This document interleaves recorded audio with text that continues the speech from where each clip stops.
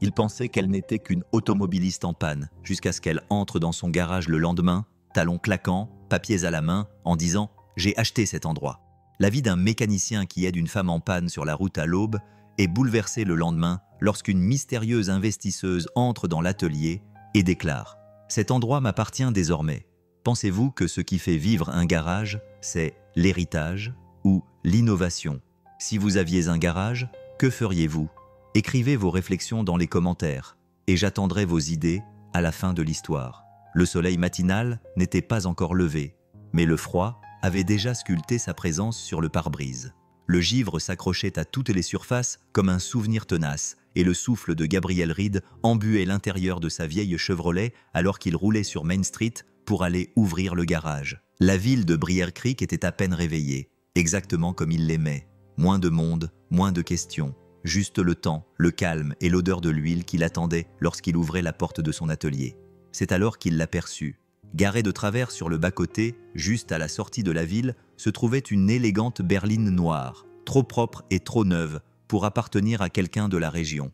Les feux de détresse clignotaient comme un métronome dans la douce brume grise et debout à côté, les bras croisés, se tenait une femme vêtue d'un blazer bleu marine ajusté, une écharpe épaisse bien serrée sous le menton et des bottes à talons hauts qui n'étaient clairement pas faites pour le gravier rural. Elle ne lui fit pas signe, se contentant de le regarder tandis qu'il ralentissait, sans désespoir, sans exigence, juste avec espoir. Gabriel se gara sans réfléchir. Par habitude, peut-être, ou par instinct, ou parce qu'il écoutait cette petite voix que sa mère lui avait appris à écouter, celle qui disait « Aide-la, sans condition ».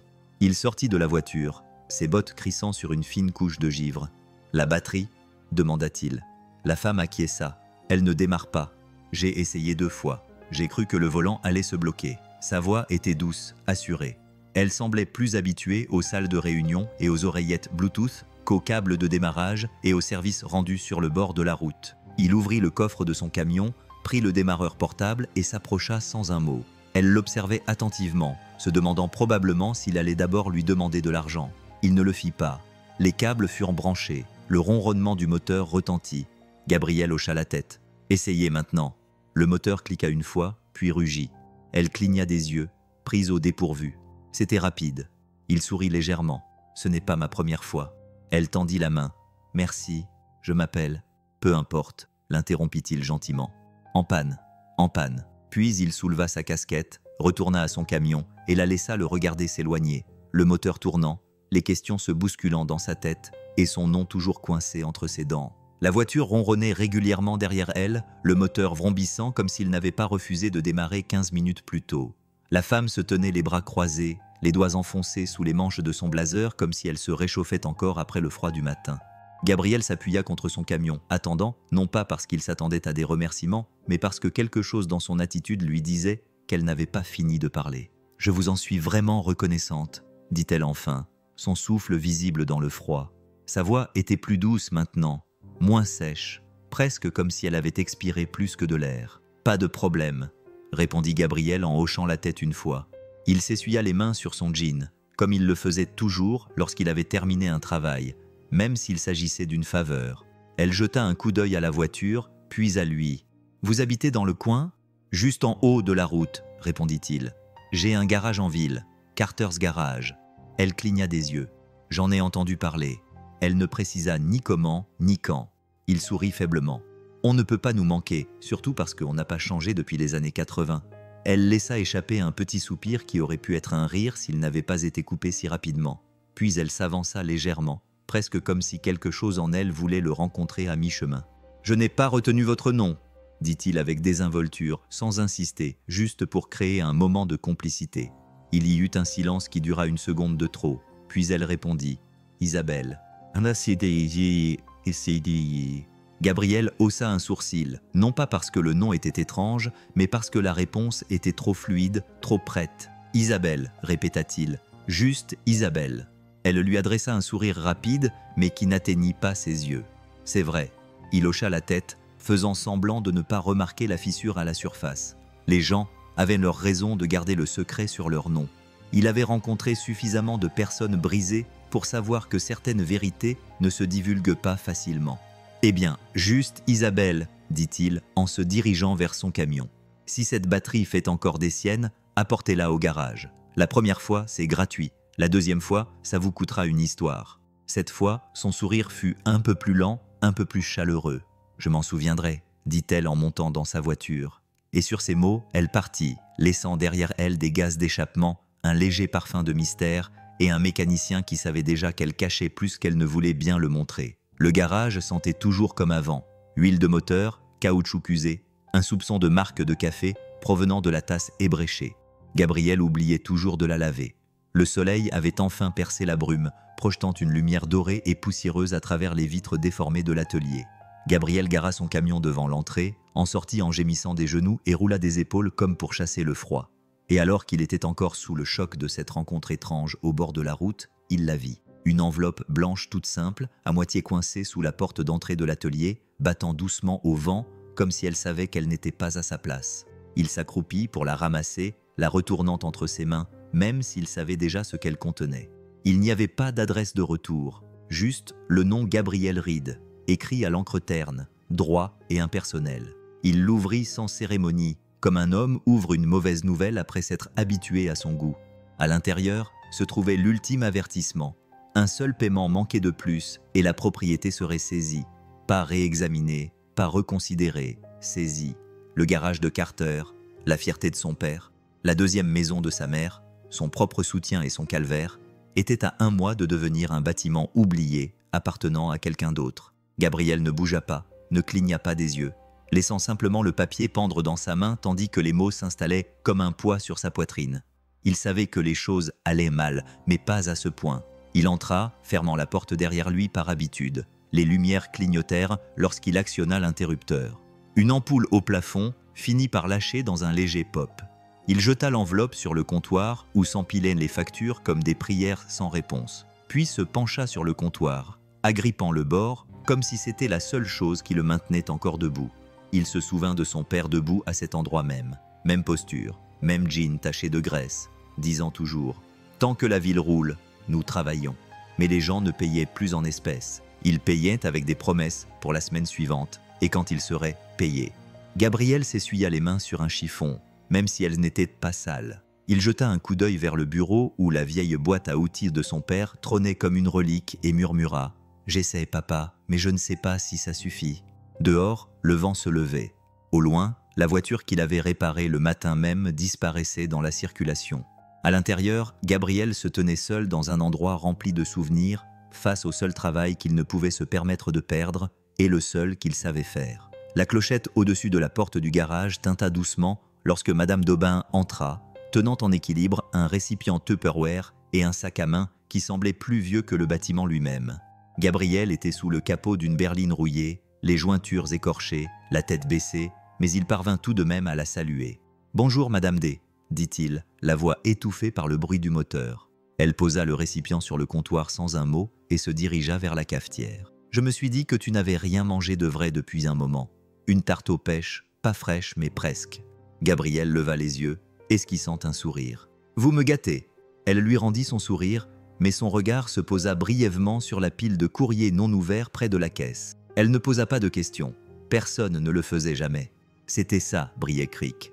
Ici, les gens n'affrontaient pas la douleur de front.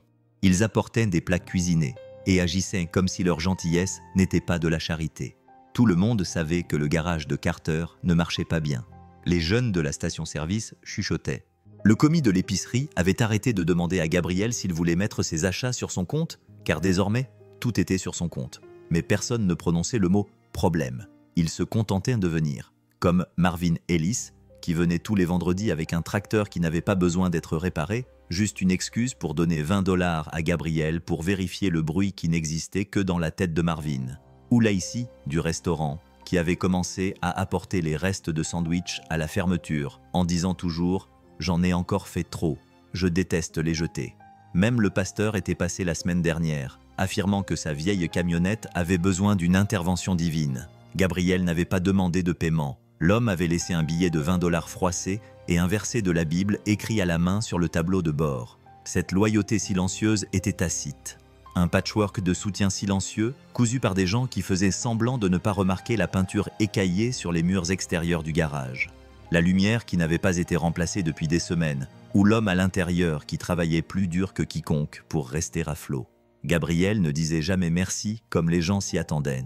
Il réparait simplement leur voiture, soulevait sa casquette et passait à la tâche suivante. Et il ne lui demandait jamais comment il allait, car à Brielle Creek, l'amour ne se traduisait pas toujours par de l'inquiétude. Parfois, cela ressemblait plutôt à « tu as le temps de vérifier mes freins » ou « j'ai encore fait trop de cobblers ». Et pour l'instant, cela suffisait. Le lendemain matin était plus calme que d'habitude. Le genre de calme qui poussa Gabriel à vérifier 2 fois le calendrier, au cas où le monde aurait pris un jour de congé sans le lui dire. Il était en train de remplacer une courroie serpentine lorsque le bruit de pas crissant sur le gravier à l'extérieur de la porte de l'atelier retentit. Régulier, sans hâte, délibéré. Il leva les yeux et cligna des paupières. C'était elle. Isabelle, mais pas l'Isabelle de la veille. Cette Isabelle n'était pas habillée pour une réunion du conseil d'administration ou un salon. Elle portait un jean, un sweat à capuche délavé et des baskets qui avaient connu des jours meilleurs. Ses cheveux étaient relevés en un chignon lâche, et au lieu d'un sac de créateur, elle tenait un bloc-notes sous un bras et un café à emporter dans l'autre. Elle avait l'air d'être à sa place.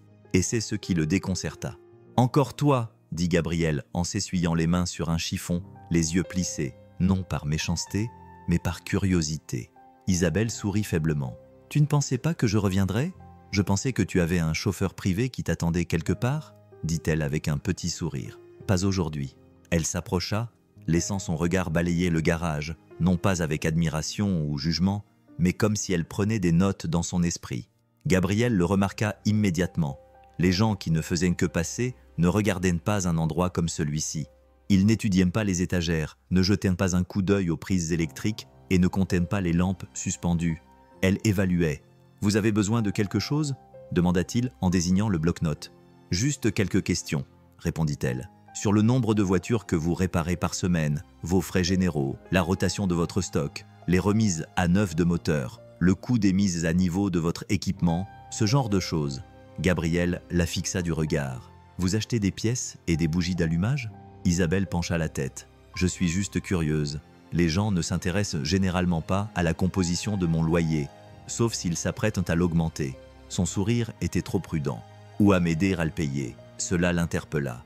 Il ne dit rien, mais quelque chose changea dans son attitude, comme s'il venait d'entendre le tonnerre gronder par une journée sans nuages. Isabelle regarda à nouveau autour d'elle, plus lentement cette fois. « Ça vous dérange si je jette un œil ?» Gabriel hésita, puis s'écarta. « C'est votre bloc-notes. » Elle acquiesça d'un signe de tête et se dirigea vers le fond de l'atelier, absorbant silencieusement tout ce qu'elle voyait. Le sol éraflé, les murs tachés de graisse, la photo défraîchie du père de Gabriel épinglée à la porte du bureau. Et tandis qu'elle parcourait l'espace, griffonnant sur son bloc-notes, Gabriel resta figé au milieu de son propre garage, soudainement incertain s'il était inspecté ou secouru. Le vent se leva cet après-midi-là, faisant vibrer la tôle mal fixée près de la porte arrière du garage. Gabriel se pencha sur l'établi, réglant un carburateur au toucher. Sa mémoire musculaire le guidait, tandis que son esprit restait fixé sur la femme qui arpentait son atelier avec un bloc-notes et des questions qui n'étaient pas celles d'une cliente. Il ne l'entendit pas revenir au comptoir avant qu'elle ne s'éclaircisse la gorge. Un dossier avait remplacé le bloc-notes. « J'ai pensé que vous voudriez voir ça », dit-elle d'une voix calme. Gabriel se redressa, s'essuya lentement les mains et prit le dossier sans un mot. Il l'ouvrit avec le genre de lassitude habituellement réservé aux mauvaises nouvelles, et c'est exactement ce qu'il y trouva. En haut de la page figurait le nom de la société holding qu'il avait vu estampillé sur l'avis de saisie. Ashwood Capital. Il connaissait ce nom comme un homme connaît l'ombre d'une botte avant qu'elle ne s'abatte. Il parcourut le jargon juridique, l'historique des paiements, les clauses d'intérêt jusqu'à ce que ses yeux se posent sur un court paragraphe surligné en jaune. Cession de créances, transfert de dette, puis son nom, signé et daté. Isabelle Harper. Gabriel eut la bouche sèche. « Vous l'avez acheté ?» demanda-t-il à voix basse. Isabelle soutint son regard. « Oui », il rit, mais ce n'était pas un rire amusé. « Alors, tu as juste quoi ?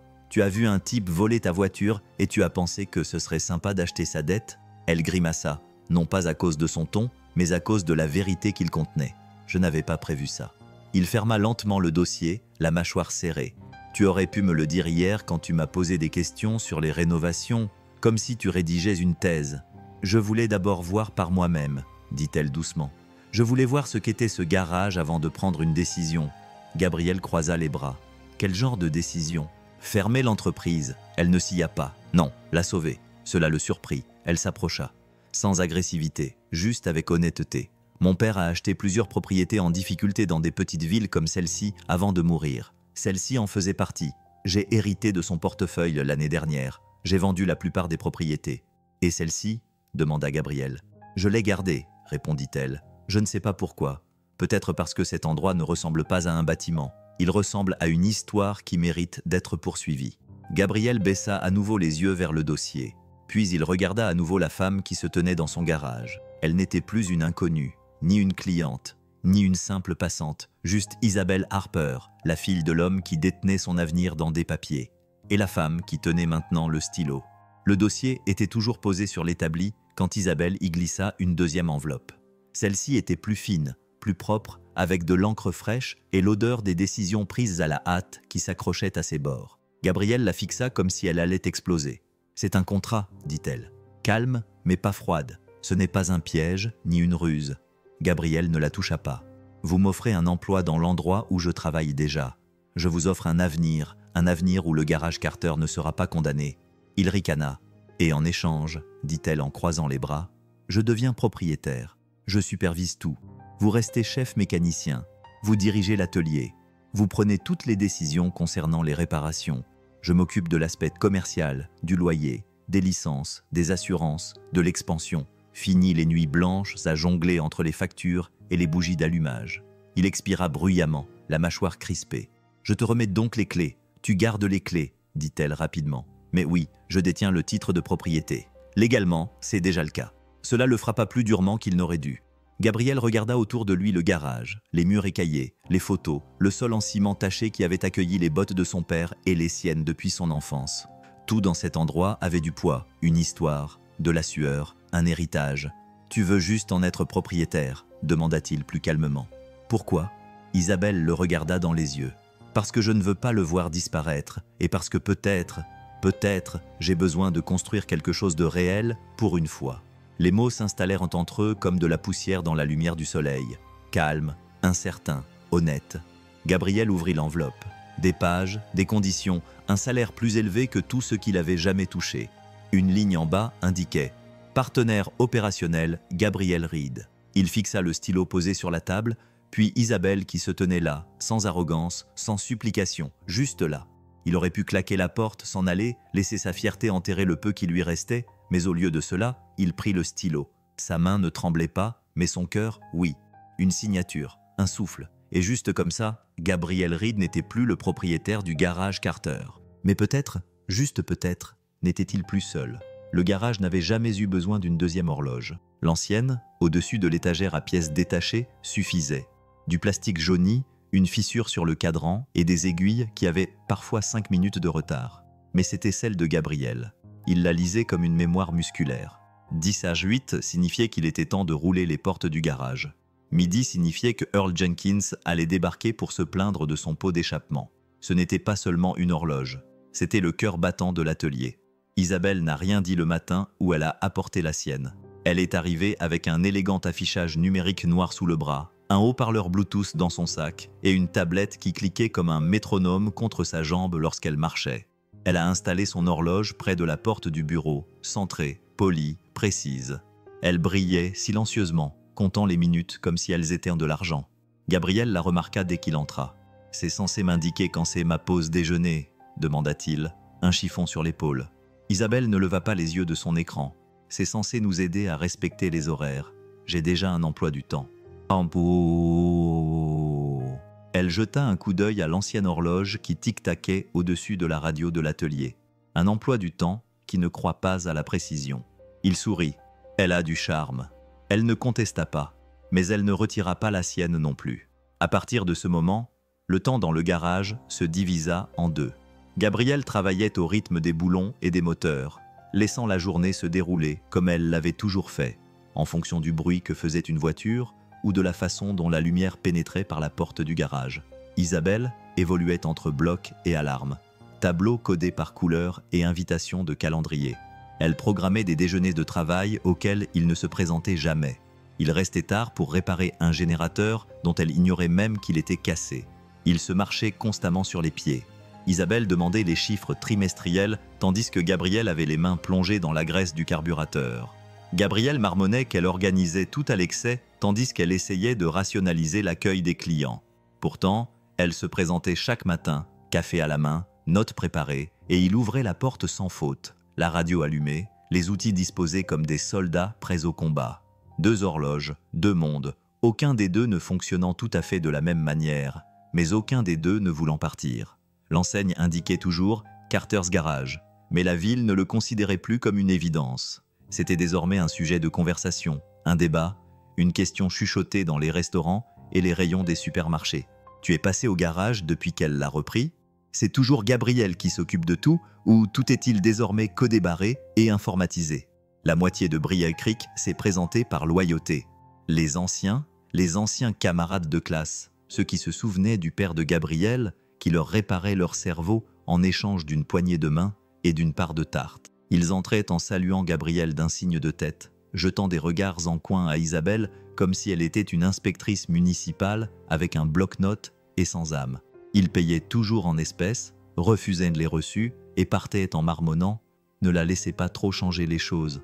L'autre moitié était composée de nouveaux visages, de jeunes couples du lotissement à l'Est, de petits entrepreneurs férus de technologie, de l'agent immobilier avec son oreillette Bluetooth. Ils entraient enthousiasmés par le système d'enregistrement numérique qu'Isabelle avait installé, impressionnés par la machine à café fraîchement installée dans la salle d'attente, soulagés de pouvoir enfin prendre rendez-vous en ligne. « Il était temps que cet endroit fasse peau neuve », disait-il, assez fort pour que quelqu'un puisse les entendre.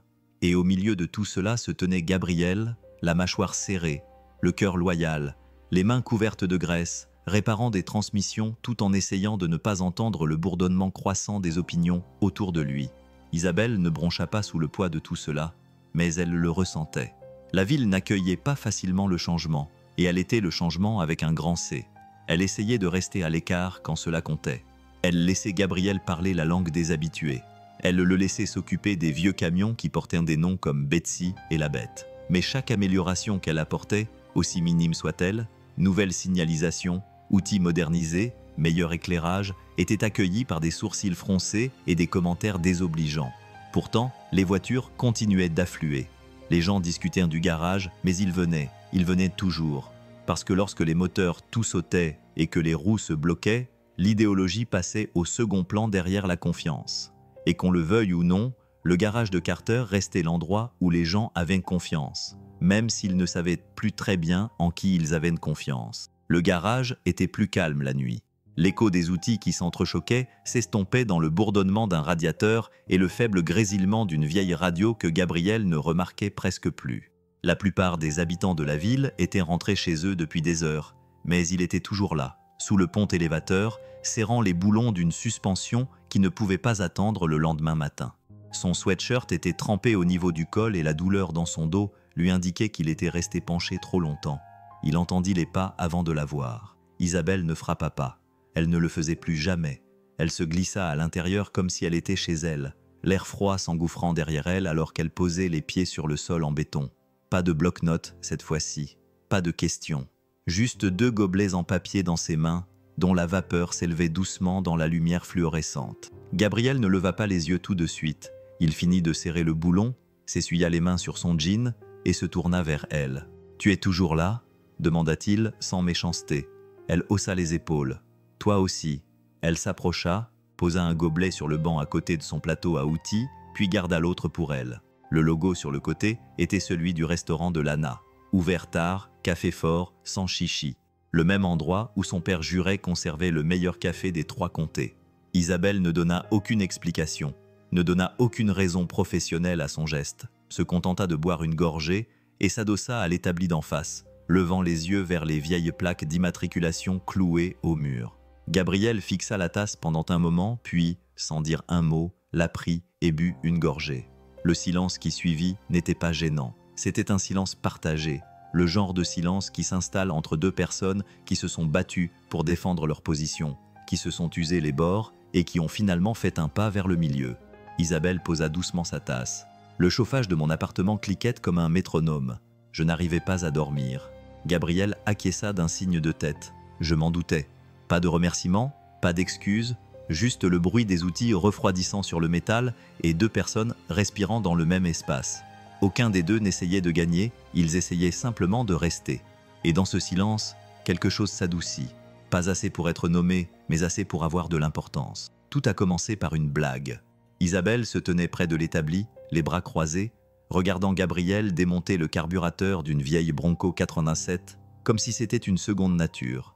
Elle pencha la tête, les sourcils levés. « Tu donnes l'impression que c'est facile », dit-elle sur le ton de la plaisanterie.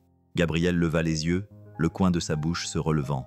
Ce n'est pas de la magie, juste du métal et de la patience. Elle haussa les épaules. « Alors apprends-moi ».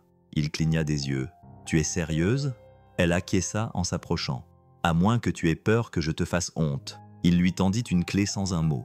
Pendant l'heure qui suivit, le garage résonna du cliquetis du métal, de jurons étouffés et de quelques éclats de rire, alors qu'Isabelle tentait sans succès de manipuler les pièces délicates du carburateur. Sa manucure, depuis longtemps oubliée, s'écaillait à chaque tour de clé. De la graisse maculait son sweat à capuche, et à la troisième vis tombée, elle se mordait la lèvre inférieure, comme si cela pouvait l'aider à stabiliser ses mains. « Cette pièce me déteste », marmonna-t-elle en fronçant les sourcils devant une soupape à jettes récalcitrante. Gabriel se pencha à côté d'elle et guida doucement ses doigts. Ce n'est pas une question de force mais de sensibilité. Les machines ne réagissent pas à la force brute. Elles réagissent à l'attention. Elle le regarda de côté. « C'est ta philosophie pour tout ?» Il ne répondit pas, se contentant de la regarder glisser lentement et prudemment la valve en place. Quand elle s'enclencha enfin, son visage s'illumina. « C'est ça, dit-il. Elle expira, soufflant une mèche de cheveux de son visage. « Tu donnes l'impression que c'est tellement facile. C'est parce que je fais ça depuis que j'ai 12 ans. » Isabelle s'essuya les mains sur une serviette, laissant des traces sombres. « Je n'ai jamais rien réparé, » admit-elle. « Ni un grille-pain, ni une table, et encore moins une voiture. » Gabriel la regarda longuement. Il y a une première fois à tout. Elle sourit alors, pas un sourire poli, ni un sourire travaillé par les relations publiques, mais un sourire qui allait jusqu'à ses yeux et plissait ses paupières. Là, entourée de boulons, de graisse et d'odeurs de carburant, elle ne ressemblait pas à la femme des contrats et du contrôle. Elle ressemblait à quelqu'un qui découvrait qu'il pouvait faire fonctionner quelque chose avec le bon professeur et un peu de patience. Et pour une fois, Gabriel ne voyait pas d'inconvénient à être celui à qui elle demandait. La pluie tombait doucement et régulièrement, tapotant contre les fenêtres du garage comme un rythme dont personne ne voulait. C'était le genre d'après-midi qui rendait tout un peu plus doux, un peu plus lent. Gabriel était sous le capot d'une Buick qui ne fonctionnait plus correctement depuis 2 ans, fredonnant doucement une mélodie qui n'existait que dans sa mémoire. Isabelle était assise dans le bureau, la porte entr'ouverte, une tablette sur les genoux, le téléphone collé à l'oreille.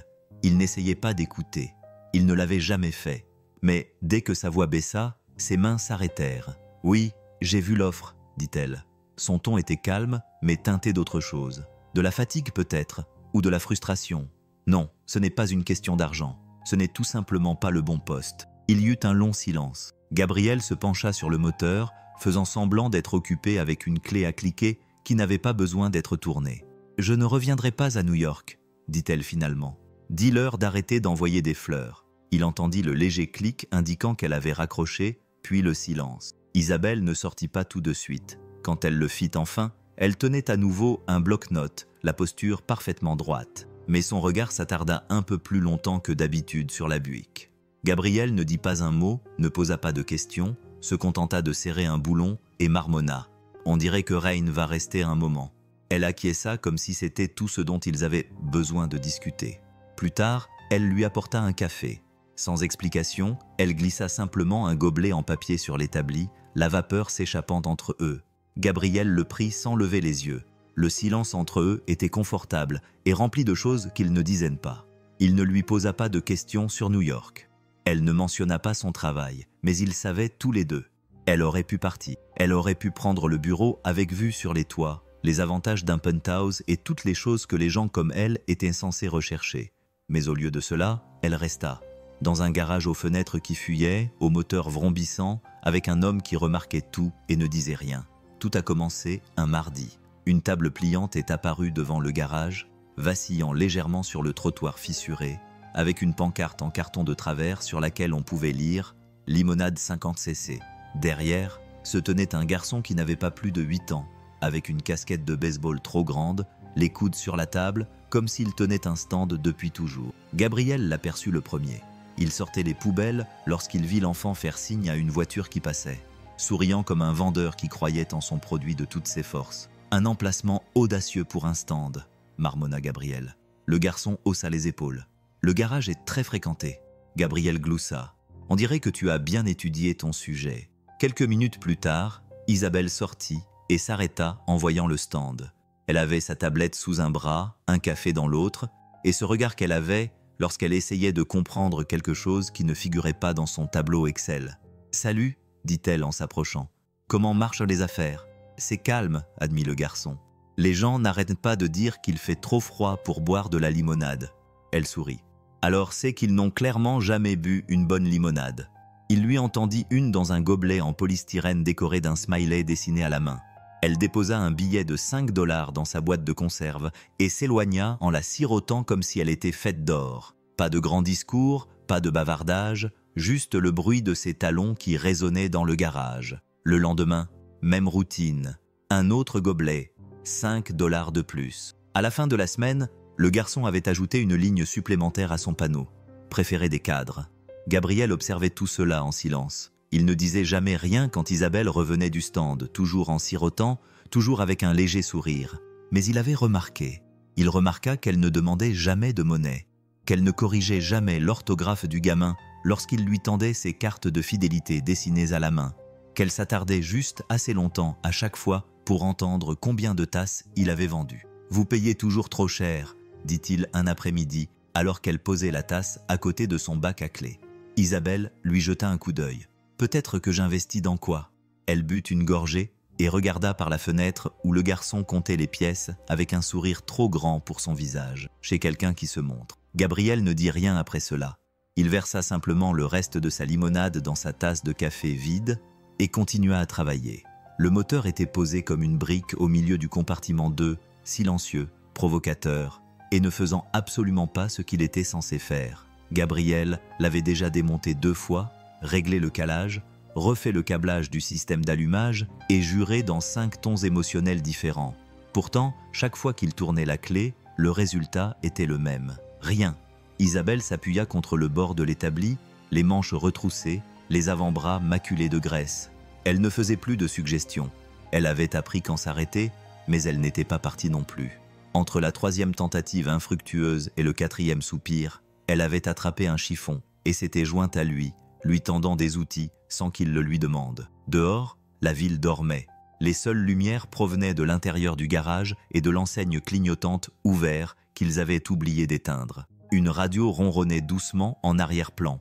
Du vieux blues, quelque chose de brut et de lent, et l'air sentait la sueur, le métal et la frustration. « Je crois que cette chose nous déteste », finit par dire Isabelle en essuyant une traînée de saleté sur sa joue. Gabriel lui lança un regard fatigué. « Détester est un mot fort. Je dirais plutôt qu'elle n'est pas très impressionnée. » Ils rirent tous les deux, doucement, épuisés, sincèrement. Il lui tendit une clé à douille et leurs doigts se frôlèrent. Pas exprès, pas un moment tiré par les cheveux comme dans un film, juste une pause, de la chaleur, de la graisse sur la peau et un éclat de quelque chose d'inexprimé entre 2 personnes trop fatiguées pour continuer à faire semblant. Elle ne retira pas sa main, lui non plus. « Tu aurais pu rentrer chez toi il y a des heures, » dit Gabriel en s'accroupissant à nouveau à côté du moteur. « J'aurais pu, » admit-elle. Il leva les yeux. « Pourquoi tu ne l'as pas fait ?» Isabelle haussa les épaules. « J'avais l'impression que je devais rester ici. » L'honnêteté de cette réponse s'installa entre eux. Ce n'est ni romantique ni dramatique, juste vrai. La dernière tentative eut lieu juste après minuit. Gabriel tourna la clé en murmurant une prière déguisée en grognement. Et cette fois, le moteur toussa, cracha, puis rugit comme s'il avait fait semblant d'être mort par dépit. Isabelle laissa échapper un rire essoufflé, et Gabriel s'adossa contre le camion, les épaules affaissées de soulagement. Ils ne célébrèrent pas, ne s'embrassèrent pas, restèrent simplement là, couverts de graisse, côte à côte, à regarder le moteur tourner. Et dans ce bourdonnement de minuit, sous les lumières vacillantes et le silence fatigué, quelque chose entre eux commença enfin à changer, lui aussi. Le soleil n'était pas encore complètement levé, mais les lumières du garage brillaient déjà dans la brume pâle du matin. Gabriel venait de soulever les portes du garage, son souffle formant un nuage dans l'air vif, lorsqu'il entendit des pas sur le gravier et le froissement caractéristique d'un sac en papier. Il se retourna, s'attendant à moitié à voir un client venu se plaindre tôt le matin. Mais c'était Isabelle, émitouflée dans une veste en flanelle par-dessus son sweat à capuche habituel, tenant en équilibre un plateau en carton avec du café et une boîte rose qui semblait provenir de la boulangerie Rosis, 2 pâtés de maison plus loin. « Tu es en avance », dit Gabriel en haussant un sourcil. « J'ai pensé que je pourrais éviter la graisse », répondit-elle en lui tendant une tasse fumante et son sarcasme. Il prit le café en hochant la tête, regardant la boîte qu'elle ouvrait sur l'établi. Des chocolats glacés, des fourrés à la confiture et 2 de ces bars à l'érable qu'il faisait toujours semblant de ne pas aimer. « C'est pour quelle occasion ?» demanda-t-il en prenant un et en cassant un coin. Isabelle sourit. « Je me suis dit que si je nourrissais l'équipe, ils arrêteraient de râler parce que je réorganise le stock de pièces. » Gabriel prit une bouchée, mâcha pensivement, puis la pointa du doigt avec le beignet à l'érable à moitié mangé. « Tu te ramollis ?» Elle s'appuya contre l'établi, sirotant son café. « Je deviens juste plus intelligente. » Il rit, un rire discret qui venait d'un endroit sans défense. « Tu sais, Rosie ne les prépare pas avant 8 heures. Comment les as-tu eus si tôt ?» Isabelle avait l'air satisfaite d'elle-même. Il s'avère que si tu achètes ton café là-bas tous les matins pendant 3 semaines et que tu laisses de gros pourboires, elle commence à te glisser les bonnes choses par derrière. Gabriel secoua la tête, souriant malgré lui. « Tu es dangereuse quand tu es débrouillarde. »« Seulement quand je suis très motivée, » dit-elle, les yeux pétillants derrière sa tasse. Ils restèrent là un moment, regardant la vapeur s'échapper de leur boisson, le garage s'éveillant lentement derrière eux. Pas de réunion, pas de tension, juste l'odeur du sucre, de la caféine et de l'huile de moteur dans l'air du matin. Et même si aucun d'eux ne le disait, les beignets étaient plus qu'une offre de paix. Ils étaient la preuve qu'elle était toujours là, qu'elle essayait toujours, et cela signifiait plus que ce que l'un ou l'autre était prêt à admettre. La journée commença comme toutes les autres. Le cliquetis des clés, le ronronnement des moteurs, le sifflement de l'air comprimé rompant le silence matinal. Gabriel était sous le capot d'une camionnette Dodge, les manches retroussées, les avant-bras maculés d'huile. Isabelle se tenait à proximité, tablette à la main, parcourant les commandes en attente avec sa concentration habituelle. Il ne s'était même pas rendu compte qu'il l'avait dit avant que les mots ne sortent de sa bouche. « Isabelle, peux-tu me passer cette clé dynamométrique ?» Elle s'est figée au milieu de son défilement.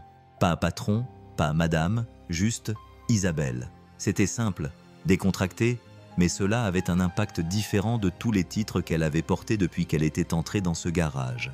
Elle lui jeta un coup d'œil, plissant légèrement les yeux, non pas par irritation, mais comme si elle essayait de repasser le moment dans sa tête, pour confirmer qu'il l'avait vraiment dit. Il ne leva pas les yeux, continua simplement à travailler, attendant l'outil comme s'il l'avait déjà dit 100 fois auparavant. Elle posa sa tablette, prit la clé et la lui apporta sans un mot. Mais lorsqu'elle la lui tendit, ses doigts s'attardèrent une seconde de plus que nécessaire. « Voilà », dit-elle doucement. « Merci », répondit-il, toujours concentré sur les boulons, faisant toujours semblant que ce n'était pas un changement, mais c'était le cas. Elle pouvait le sentir. Ce nom, son nom, prononcé non pas comme un titre, non pas comme une obligation, mais comme quelque chose de familier, quelque chose de mérité. Pendant des semaines, elle avait été « Madame » quand il était agacé, « Patronne » quand il la traitait avec indulgence. Les 2 termes étaient prononcés avec juste assez de dureté pour lui rappeler qu'elle n'avait pas été invitée dans ce monde. Elle avait acheté son entrée.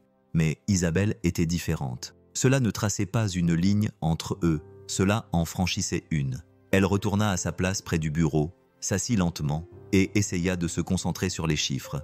Mais la page ne cessait de se brouiller. Son esprit revenait sans cesse au son de son nom dans sa voix. Simple, honnête, sans complication, et quelque part au fond de sa poitrine, quelque chose de chaud s'installa.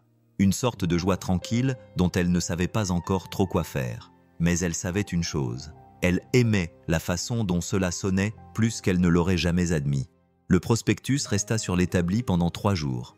Les lettres rouges vives étaient maculées par des doigts tachés de graisse. Barbecue communautaire de Brier Creek.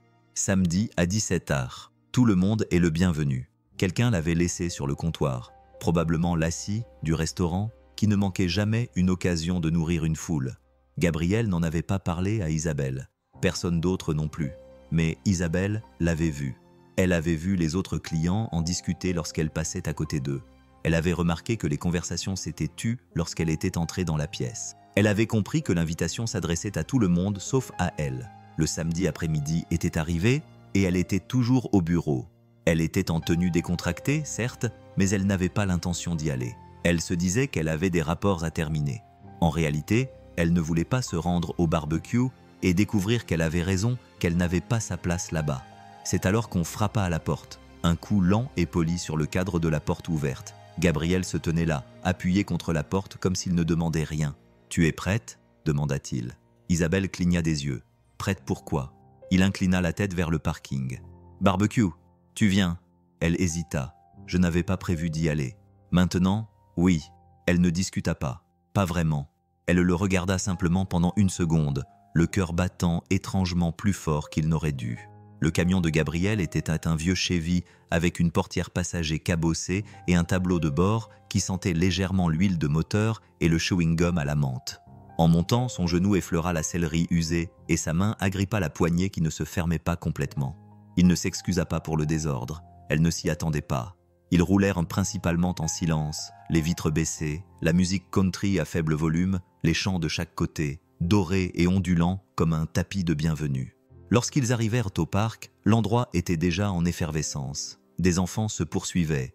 La fumée des barbecues s'élevait dans les airs. Des rires retentissaient comme s'ils appartenaient à une autre époque.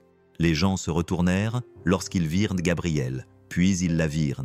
Pendant un instant, Isabelle faillit ouvrir la porte pour retourner se réfugier à l'intérieur. Mais Gabrielle dit « Ils ont juste besoin d'une minute et peut-être d'une assiette de côte levée. » Et lorsqu'il lui tendit la main, encore graisseuse, elle la prit. Ce soir-là, Brier Creek la vit différemment. Non plus comme une étrangère, non plus comme la femme au bloc-notes, mais comme celle qui était venue malgré tout. Et peut-être était-ce suffisant. Le barbecue était entré dans sa phase de calme. Les barbecues refroidissaient, les enfants étaient collants de limonade et de poussière, les bavardages s'étaient transformés en murmures. Quelqu'un avait sorti un haut-parleur usé et l'avait posé sur une table de pique-nique près du bord du champ. Il grésilla d'abord, puis se mit à diffuser une lente chanson country avec une guitare style qui ressemblait à un souvenir. Isabelle sirotait un thé sucré, assise sur le bord d'un banc de pique-nique, regardant les lucioles clignoter. Ses bottes tapotaient légèrement l'herbe, juste assez pour trahir le fait qu'elle reconnaissait la mélodie. Elle ne pensait pas que Gabriel était du genre à remarquer ce genre de musique. Elle ne s'attendait pas à ce qui allait se passer ensuite. Il s'approcha lentement, les mains dans les poches, le regard doux dans la lumière déclinante. Il ne dit rien, se contenta de tendre la main, rugueuse, familière, dans l'attente. Elle la regarda, puis leva les yeux vers lui. « Tu es sérieux ?» demanda-t-elle, un petit rire derrière ses mots. Il haussa les épaules. « La musique joue, ce serait impoli de ne pas en profiter. » Et ça, on a c'était. Ce n'était pas un geste grandiose, pas de projecteur, pas de foule pour les regarder. Juste un moment tranquille, une vieille chanson et deux personnes debout au bord d'un barbecue communautaire où plus personne ne dansait vraiment. Mais eux, ils dansèrent. Isabelle prit sa main. Gabriel l'entraîna doucement vers la pelouse, où la terre cédait au rythme et où la brise apportait des effluves de charbon de bois et de fleurs sauvages. Il la guidait sans la guider. Ses mouvements étaient faciles, naturels, comme si tous deux avaient déjà fait cela dans une autre vie. Elle lui marcha sur le pied une fois et rit. Il ne broncha pas. « Je n'ai pas dansé depuis des années », murmura-t-elle. « Moi non plus », répondit-il. Pourtant, ils bougeaient. Personne ne les interrompit. Personne ne se moqua d'eux. Quelques têtes se sont tournées, bien sûr, mais la plupart se sont contentées de sourire et de laisser le moment exister. Isabelle ne pensait pas au plan d'affaires, ni au contrat. Gabriel ne pensait pas aux factures en retard, ni au carburateur. Il se laissait simplement guider par la musique. Il laissait les lucioles illuminer le champ. Il laissait quelque chose de calme et de tacite s'installer entre eux. Lorsque la chanson s'est terminée, aucun des deux n'a reculé immédiatement. Et peut-être n'en avait-il pas besoin. La lumière s'est éteinte sans avertissement. Une seconde. Le garage bourdonnait de son bourdonnement habituel. Les néons au plafond clignotaient comme des étoiles fatiguées, le faible vrombissement d'une clé à douille dans la main de Gabriel. Puis le silence, l'obscurité, un battement de calme suivi d'un léger clic lorsque la radio s'est éteinte. Isabelle se tenait à la porte du bureau, clignant des yeux devant cette coupure de courant soudaine. Avons-nous fait sauter un fusible? Gabriel a levé les yeux dessous le capot, une lampe de poche déjà à la main. Non, le réseau électrique de la ville est en panne. Probablement encore le transformateur de Mill Street. Ça arrive chaque fois que le vent s'ennuie. Dehors, les nuages s'étaient accumulés, épais et rapides, s'étendant sur Brier Creek comme une couverture de laine. La pluie n'était pas encore tombée, mais l'air bourdonnait comme s'il retenait son souffle. « Bon, » dit Isabelle en tirant sur ses manches. « Je suppose que nous avons terminé pour aujourd'hui. » Gabriel sourit. « Pas tout à fait. » 15 minutes plus tard, ils étaient assis en tailleur sur le sol de la salle de pause, éclairés par la douce lueur de 2 lampes de poche placées dans des tasses à café vides. Entre eux se trouvaient 2 gobelets en polystyrène fumant contenant des nouilles instantanées, l'un au bœuf, l'autre au poulet, le genre de plat que l'on ne mange que lorsque rien d'autre ne fonctionne et que tout le reste est trop calme. Isabelle remua ses nouilles avec une fourchette en plastique. C'est probablement le dîner le moins professionnel que j'ai pris depuis 10 ans. Gabriel leva son gobelet en guise de toast. « Bienvenue dans notre restaurant 5 étoiles. » Ils mangèrent en silence pendant un moment. Le seul bruit était le léger grésillement d'une vieille radio à pile que Gabriel avait sortie d'un tiroir. Elle diffusait une station de blues dont le son s'amplifiait et s'atténuait au gré de la tempête. « J'en mangeais tout le temps à l'université, » dit Isabelle en remuant sa fourchette. « Je ne savais pas cuisiner. Je ne voulais pas cuisiner, mais j'avais des ambitions et des délais à respecter, et les ramen étaient plus rapides que l'échec. » Gabriel acquiesça, un léger sourire aux lèvres. On partageait un paquet entre 3 frères. On gardait toujours le sachet d'assaisonnement pour la fin. On l'appelait la poudre d'or. Elle rit, et cette fois-ci, c'était différent. Plus détendue, moins sur ses gardes. « Tu n'es pas comme je t'imaginais, » admit-elle. Il jeta un coup d'œil, ses yeux croisant les siens dans la douce lueur. « Toi non plus. » Le courant ne revint pas cette nuit-là, mais aucun d'eux ne partit tôt. Parfois, l'obscurité permet de mieux voir. Il était tôt. Trop tôt pour la radio, trop tôt pour les clients, et certainement trop tôt pour la tension qui s'installa dans la poitrine de Gabriel lorsqu'il aperçut le dossier sur le bureau d'Isabelle. Il n'était pas en train de fouiner, du moins c'est ce qu'il se disait. La porte du bureau était ouverte. La lumière du matin se glissait sur le sol en béton comme une invitation. Il était venu chercher les bons de commande. C'était tout. Mais son regard s'était alors posé sur les lettres en gras imprimées en haut d'un simple dossier en papier craft. Plan de réaménagement du garage Carter. Ces mots le frappèrent comme un coup de poing dans les côtes. Il les fixa plus longtemps qu'il n'aurait dû. Son cœur ralentit et s'alourdit. Réaménagement. C'était le genre de mot que les gens utilisaient avant de démolir quelque chose et de construire un centre commercial, un spa ou tout autre projet que les investisseurs considéraient comme un progrès. Il ne l'ouvrit pas, restant debout, un pied dans le couloir, une main agrippée au cadre de la porte derrière lui.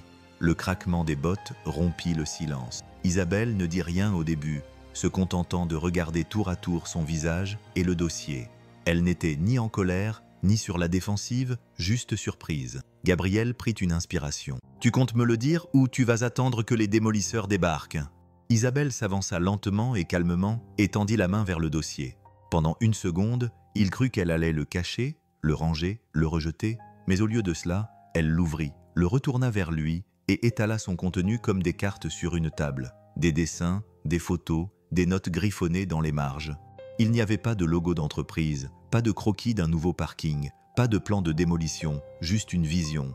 Une enseigne rénovée avec le nom d'origine conservé, un câblage modernisé, des panneaux solaires sur le toit, une nouvelle salle de pause qui n'était pas rafistolée avec du ruban adhésif. Et au centre du projet, le bureau du chef mécanicien, C. Reed. « Je ne le cachais pas, » dit-elle doucement. « J'attendais de pouvoir te montrer l'ensemble. » Gabriel leva les yeux vers elle. Le poids dans sa poitrine était toujours là, mais il s'était adouci. Il passa une main dans ses cheveux et expira bruyamment. « Tu as gardé le nom, » murmura-t-il. Isabelle acquiesça, « parce que c'est toujours important. » Et soudain, le dossier ne lui sembla plus être une menace. Il lui apparut comme une promesse. Gabriel s'assit dans le fauteuil usé du bureau, celui dont la roulette grinçait et dont le rembourrage dépassait de la coudoir. Le dossier était ouvert sur le bureau entre eux, son contenu étalé comme une confession. Isabelle se tenait à proximité, les bras légèrement croisés, sans se défendre, attendant simplement qu'il voie ce qu'elle avait vu depuis le début. Le premier croquis était simple. Une entrée principale rénovée avec un nouveau revêtement, mais le même au vent tordu que le père de Gabriel avait réparé une douzaine de fois. Page suivante, modernisation des équipements, nouveaux ascenseurs, meilleur éclairage. Puis celle qui le fit sursauter, une maquette de panneaux dessinés à la main, le garage de Carter, construit avec détermination, animé par la passion.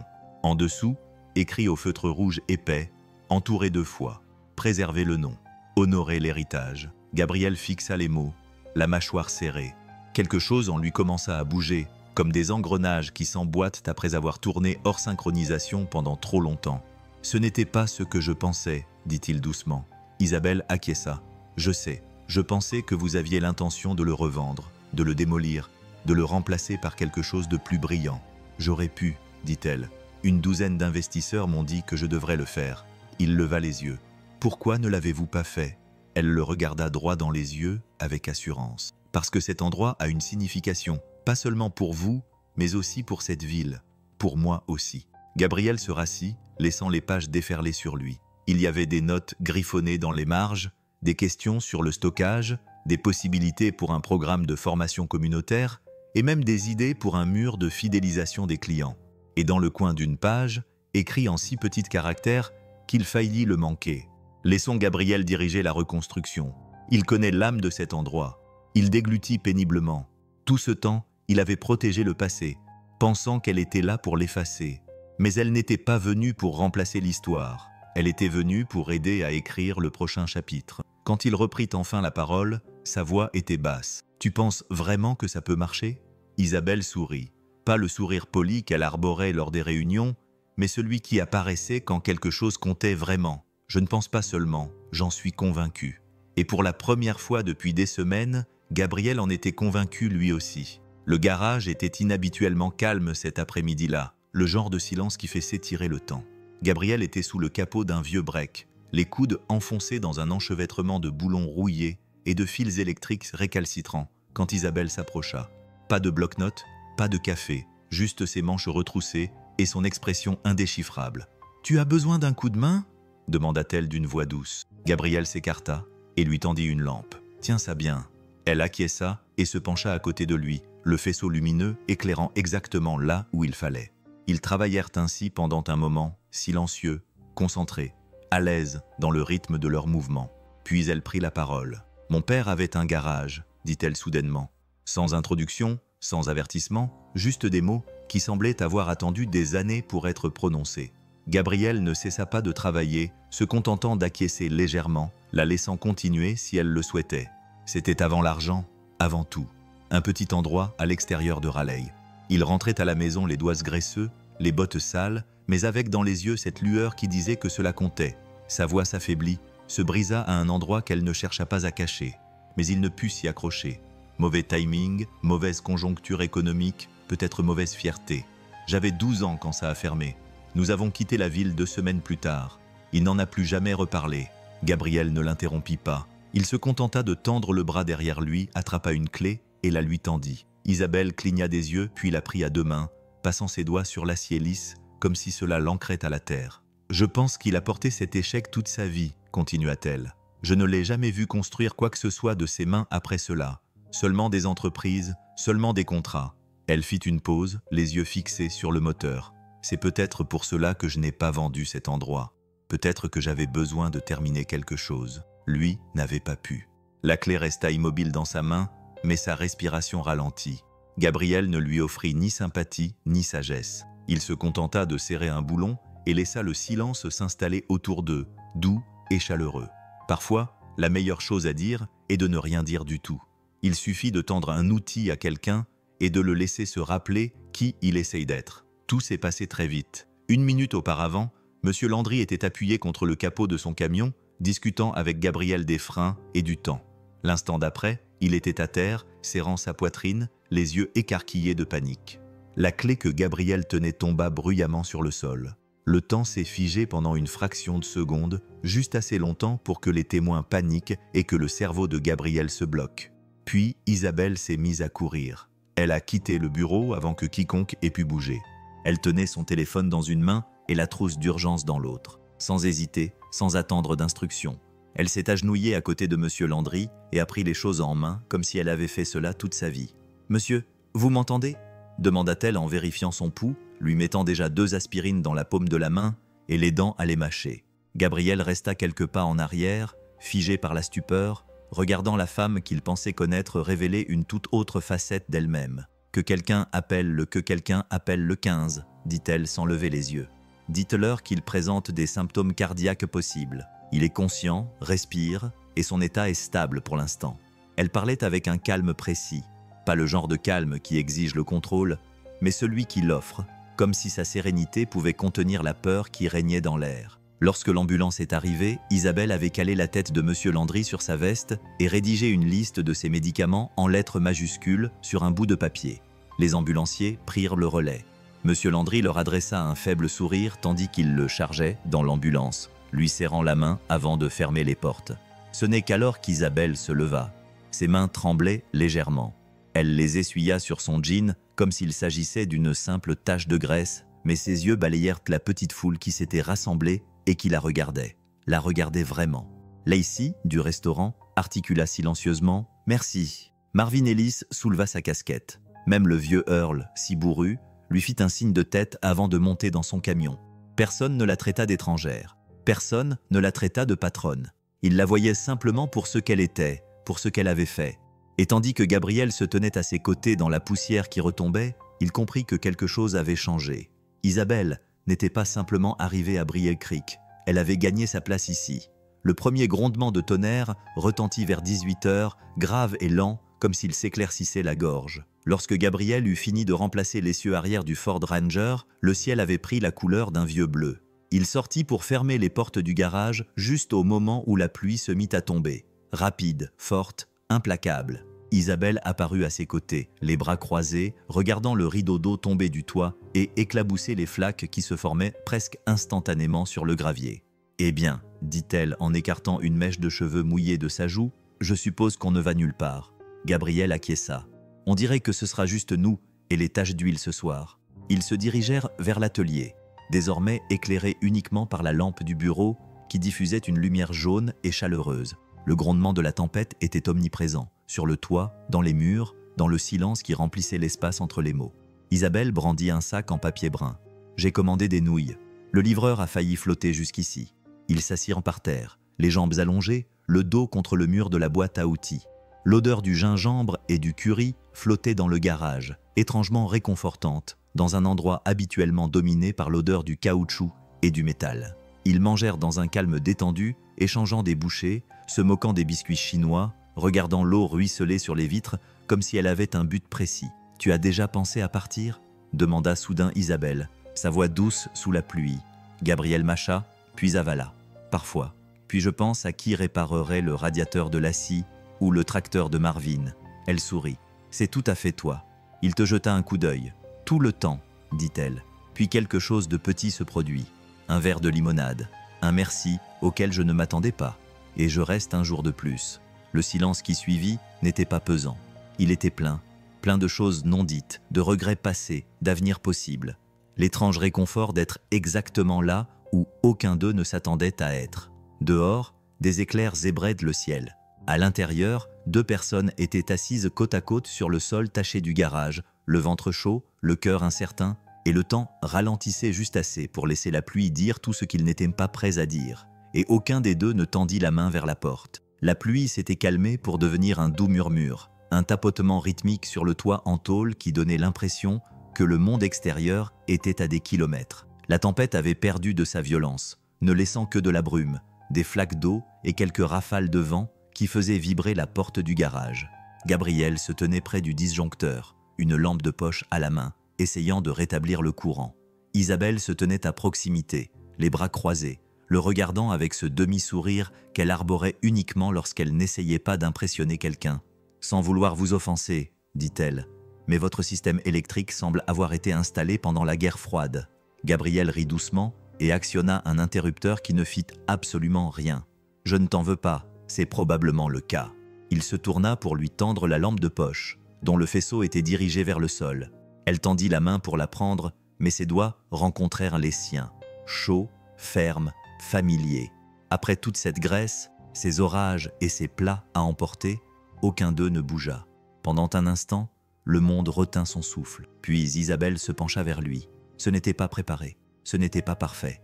Sa main effleura sa poitrine, son souffle se bloqua quelque part entre ses côtes, et le baiser fut doux et silencieux, comme s'il avait attendu que l'orage passe. Il n'y avait pas de musique dramatique, pas de feu d'artifice, juste le murmure de la pluie, l'odeur de l'huile de moteur et de la citronnelle, et le sentiment que quelque chose avait enfin trouvé sa place. Lorsqu'ils se séparèrent, aucun des deux ne parla tout de suite. Gabriel cligna des yeux, la lampe torche désormais oubliée dans sa main. « Ça faisait partie du plan de réaménagement » demanda-t-il d'une voix basse, amusée, peut-être un peu secouée. Isabelle sourit, un petit sourire, du genre qui s'installe dans ses yeux et y reste. « Non, celui-là m'a pris par surprise. » Il hocha lentement la tête. « Oui, moi aussi. » Dehors, la pluie se remit à tomber, comme si elle avait changé d'avis et décidé de rester. À l'intérieur, ils restèrent exactement où ils étaient, assez près l'un de l'autre pour sentir la chaleur qui persistait. L'air entre eux était chargé, non pas par le temps, mais par quelque chose de bien plus dangereux. L'espoir. Cela devait être un mardi comme les autres. Isabelle avait renversé du café sur une facture. Gabriel l'avait taquiné au sujet de son écriture. Et d'une manière ou d'une autre, ils avaient fini par rire si fort au milieu du garage qu'aucun d'eux n'avait remarqué que la cloche au-dessus de la porte avait sonné.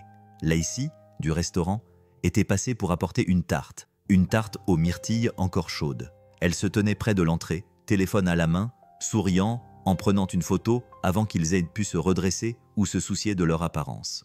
Isabelle était appuyée contre le comptoir, la tête renversée en arrière de rire. Gabriel était à côté d'elle, la main sur une clé, de la graisse sur la joue, les yeux brillants d'une lueur plus vive qu'ils n'avaient eue depuis des mois. Le lendemain matin, la photo était en ligne. Le mécanicien d'une petite ville et son patron PDG, le duo de choc improbable de Brier Creek, faisaient parler toute la ville. Ce n'était pas méchant, ce n'était même pas des ragots, c'était juste partout. En quelques heures, les clients ont commencé à arriver avec des sourires curieux.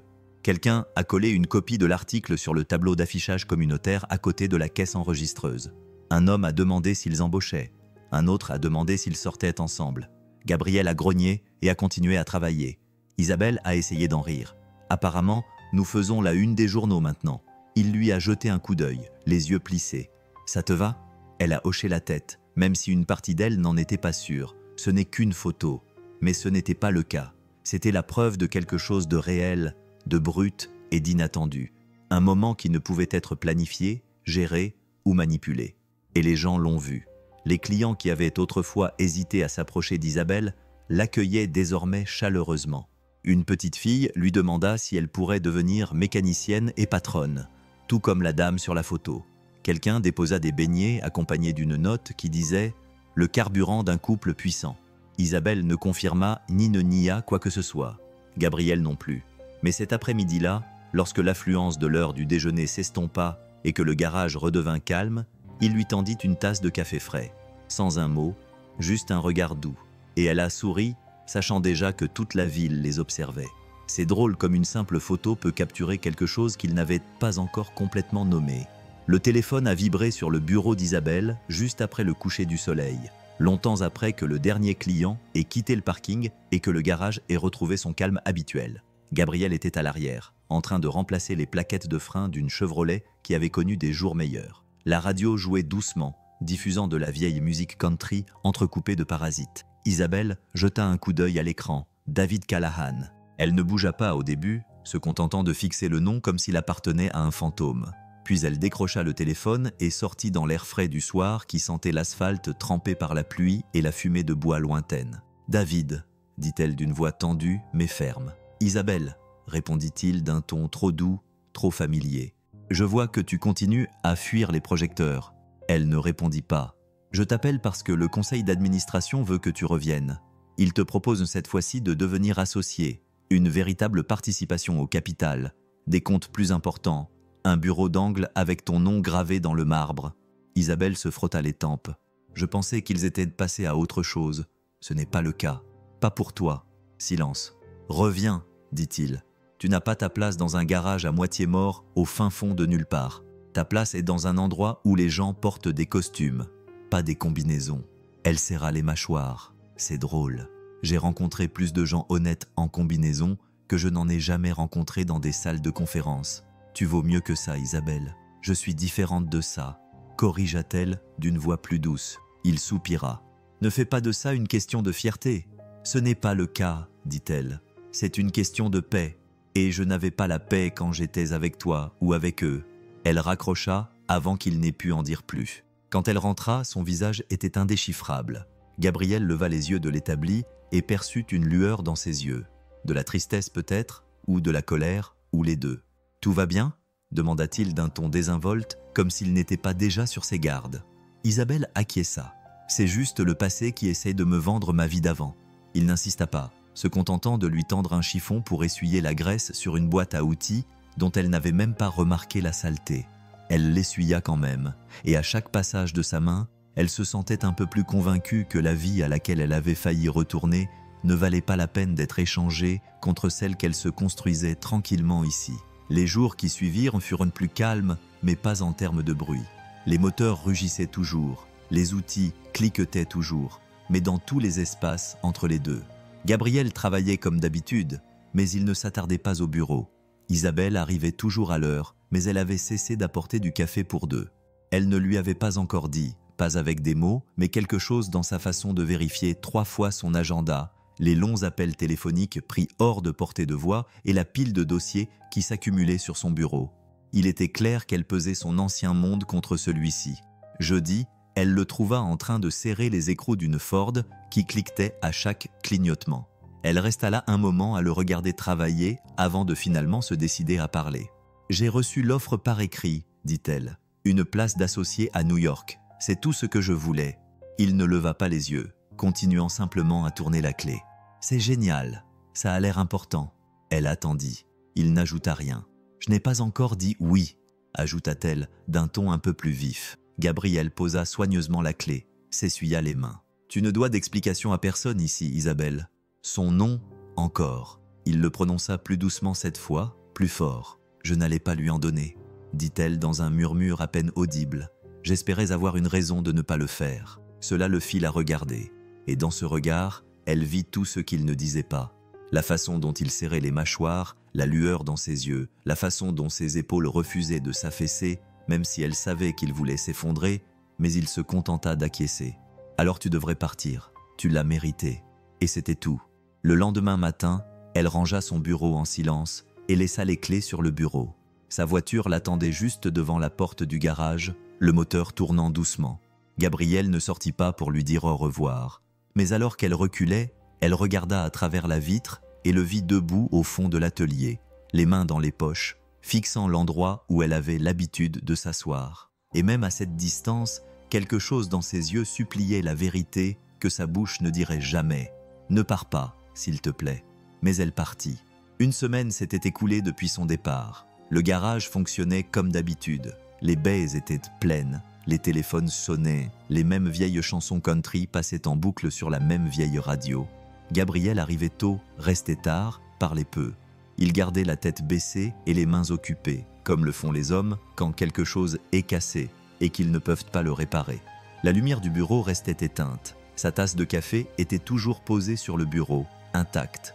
La plupart des gens ne parlaient pas d'elle. Quelques-uns demandaient si elle reviendrait. Gabriel donnait toujours la même réponse. Probablement pas. Puis, un lundi matin, alors que le soleil perçait enfin la couche de gris qui persistait depuis son départ, il arriva et trouva le parking bloqué par un camion de livraison.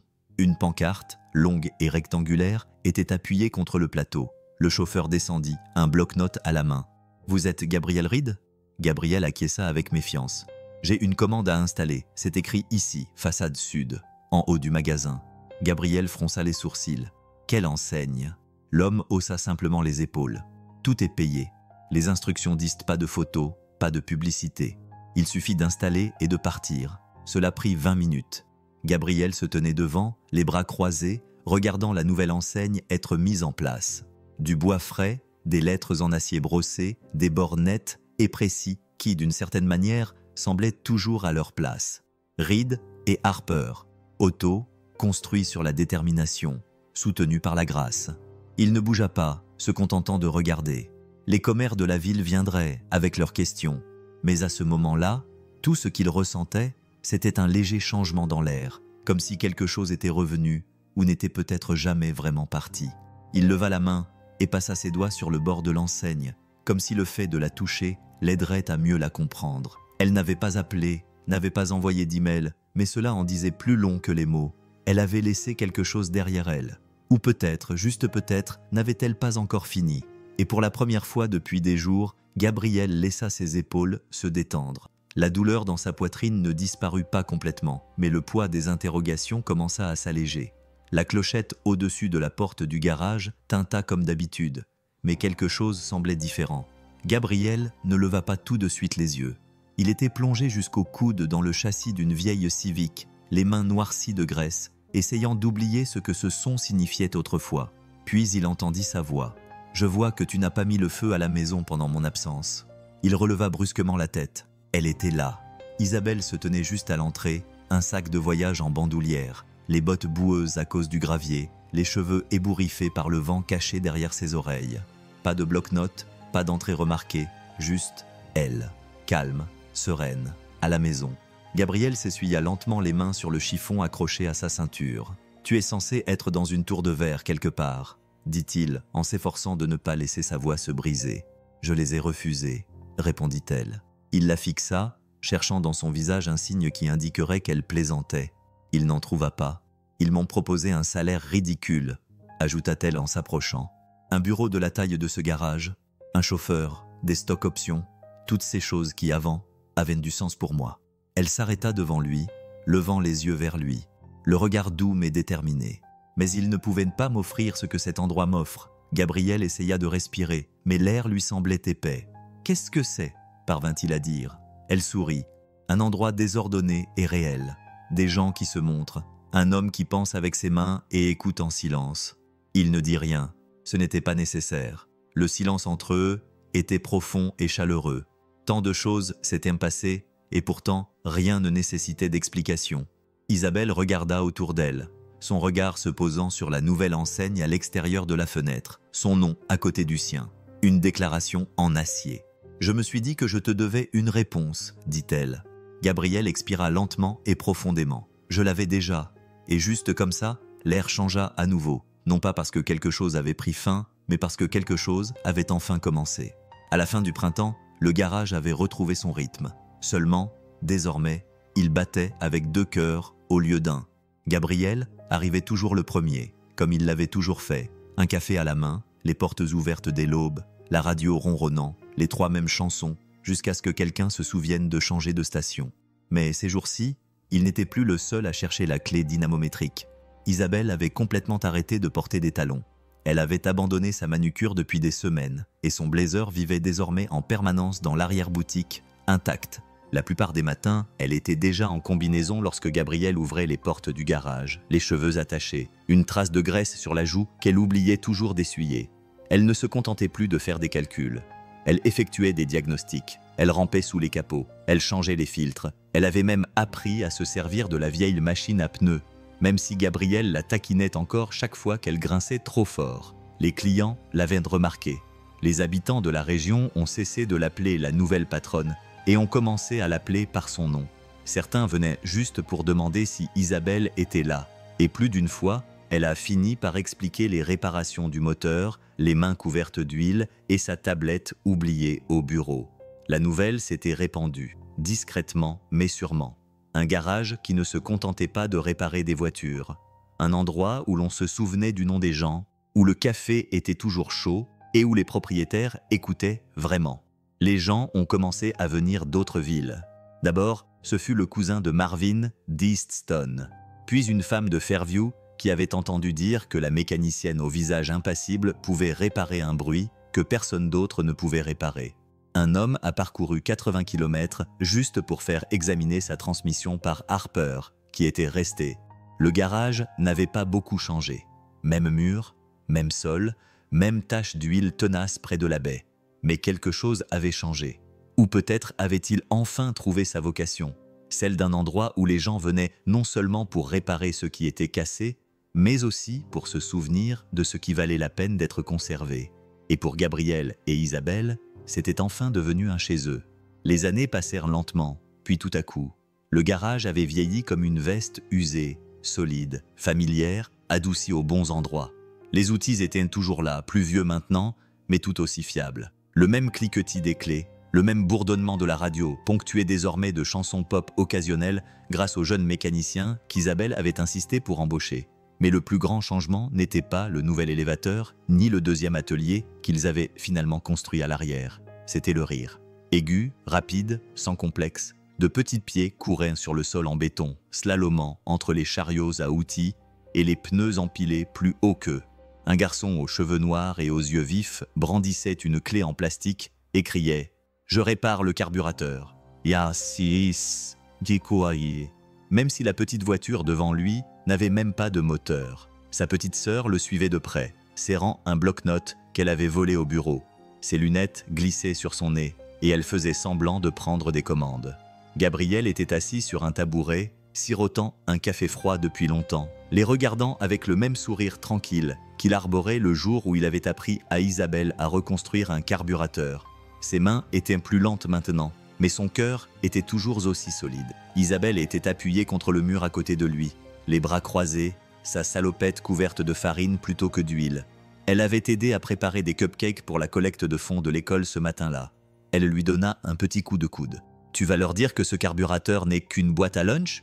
Il rit. « Non, laisse-le croire que ça marche. » Au-dessus de l'entrée, là où l'ancienne enseigne était autrefois accrochée de travers et défraîchie, il y en avait maintenant une nouvelle, fabriquée à partir de bois récupéré, avec des lettres profondément gravées et peintes en gras. « Reed on Harper Auto », où des étrangers s'arrêtaient et où l'amour naissait. Les clients venaient toujours de loin, mais certains jours, le garage ressemblait moins à une entreprise qu'à un cœur qui battait. Un endroit cousu de fil blanc par le timing, le courage et 1000 petits choix qui, d'une manière ou d'une autre, avaient conduit à cela. Ce n'était ni un conte de fées, ni un rêve, juste une véritable machine fonctionnelle appelée famille. Désordonnée, bruyante, magnifique et fonctionnant mieux que tout ce qu'ils avaient jamais construit, avec des boulons et de la graisse. Merci d'avoir regardé jusqu'ici. J'espère que vous avez apprécié notre histoire. Notre famille s'agrandit. Pour faire partie de cette famille, continuez à nous suivre et partagez nos vidéos avec vos proches. À demain dans une nouvelle vidéo.